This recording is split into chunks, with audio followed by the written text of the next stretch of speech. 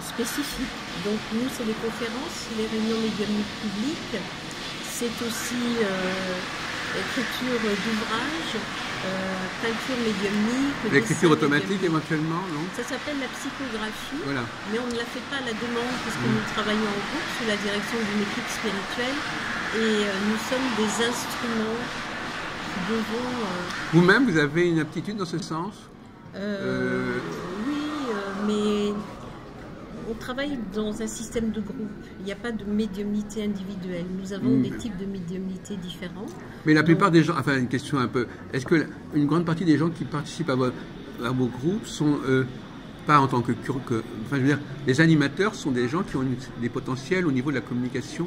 C'est-à-dire que l'animateur, c'est toujours le président du centre qui a une expérience médiumnique importante. C'est essentiel d'avoir ça. Oui, c'est essentiel parce que la médiumnité n'est pas sans danger. Et aucune de nos réunions médiumniques ne se fait sans prière, avant, prière après, travail d'évolution morale, étude. L'étude spirit est très importante.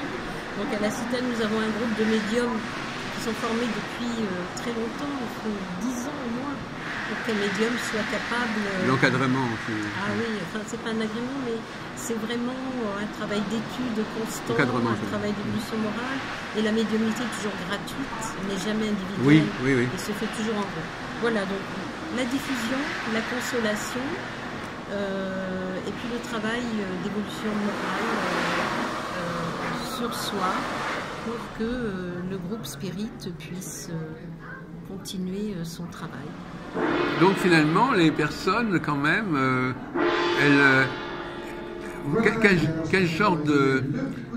quel genre de preuve vous apportez de la réalité de l'au-delà, en quelque sorte? Alors, on ne cherche pas absolument à apporter des preuves. On cherche à diffuser... Est-ce que les gens, qu'est-ce qu'ils attendent que vous leur apportiez? Alors, il y a des gens qui viennent, qui attendent qu'on leur fasse une consultation, comme des médiums peuvent le faire au salon parapsy, mais ce n'est pas du tout notre manière de procéder. Donc, c'est pour ça que je vous demandais qu'est-ce qu'ils attendent quels sont les éléments que vous leur procurez? Alors nous, on ne décide jamais de leur procurer des éléments à l'avance dans les réunions médiumniques. Lors des réunions qui sont dirigées par une équipe spirituelle, il y a des messages qui sont donnés, soit par dessin, soit par psychographie, c'est-à-dire par écriture, soit par incorporation. Il y a des médiums qui transmettent des messages. Et les gens viennent souvent pour ça. Alors justement, j'avais une question à vous poser. À l'époque d'Allan Kardec, on avait d'autres façons de fonctionner. On avait des tables tournantes, des Ouija. Et on a l'impression que ça a évolué. Oui, mais Kardec, très vite, a dit que la table tournante et le Ouija n'étaient plus nécessaires. Ah d'accord, parce que ça m'a frappé. Je voulais savoir comment on était passé, on avait évolué dans ce domaine-là. Vous avez une idée, vous, sur le changement de support? Au début, les phénomènes qui attiraient l'attention, c'est les tables tournantes. Donc, il était observé. Après, c'était de faire une espèce d'un chic, c'est un poignet avec un crayon et tout le monde tenait les poignets. Voilà. Donc ça s'améliorait en passant de ces poignets-là par un crayon simple dans la main de médium. Et c'est ça qu'on va donner l'écriture qui vous appelez automatique. Donc, depuis cette époque-là, on n'utilise plus. C'est l'oral, on est passé de l'écrit à l'oral en quelque sorte. Les deux. Les deux. Oui. L'importance, c'est de enregistrer qu'est-ce que c'est la communication. D'accord? Parce qu'une communication médiumnique, elle se passe au maximum en 10 minutes. Maximum. D'accord? Donc, en 10 minutes, un médium psychographe, il peut écrire 3, 4 pages, 5 pages de messages pour une personne. Mais actuellement, d'après ce que je comprenais, c'était quand même plutôt des messages verbaux que les gens en public. Ce n'est pas tellement des messages sur du papier. Alors, je peux parler que pour la Citane, la manière dont nous travaillons. Il y a beaucoup plus de médiums à incorporation, donc qui vont parler. Voilà, c'est ça. Oui. Parce que le processus est davantage contrôlé. Il faut l'aide du guide spirituel, d'une équipe spirituelle pour provoquer des mécanismes d'incorporation. Alors qu'avec l'écriture, il y a très peu de contrôle dans la mesure où la main peut partir très rapidement et ce peut être des esprits inférieurs qui s'expriment. Et c'est c'est pour ça qu'à la CITA, parce qu'on a ce travail de contrôle que l'on fait d'une manière importante, on a moins de messages psychographiés, parce qu'on s'est aperçu que de nombreux l'argument paraît, c'est intéressant.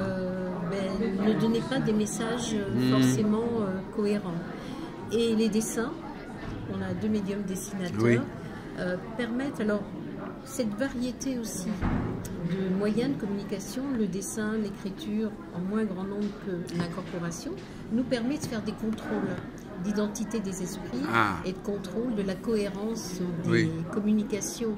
Parce qu'il y a des gens qui vont travailler chez eux tout seuls, qui vont dire j'ai eu un tel qui m'a...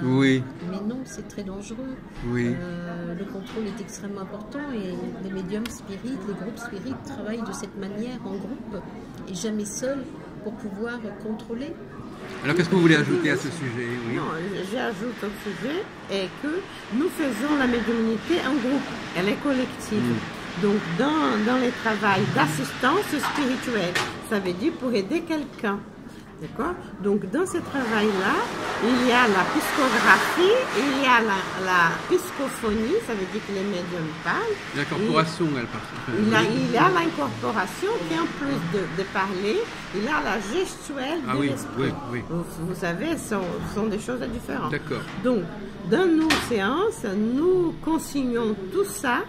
Nous enregistrons et nous consignons tout ça dans un rapport pour étudier après, pour retirer des enseignements pour la personne et pour nous aussi. Pour les archives. Savoir.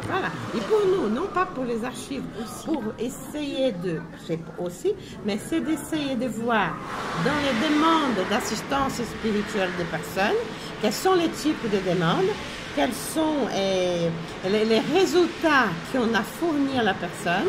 Est-ce que ces résultats ils sont compatibles avec les attentes de la personne? Est-ce qu'ils apportent des informations nouvelles pour que la personne puisse rediriger sa vie? Ça veut dire la médiumnité dans un centre spirit, elle va servir pour donner d'orientation à la personne pour qu'elle-même puisse sortir de son indépendance. Est-ce que ça veut dire que éventuellement on corrige certaines choses, on améliore certaines façons de procéder? Bien sûr. C'est parce que c'est ça, normalement, si vous devez analyser tout ça, c'est pour améliorer vos services. Bien sûr, alors c'est pas les services parce que il n'y a pas de prestation. On a vraiment cet objectif consolateur.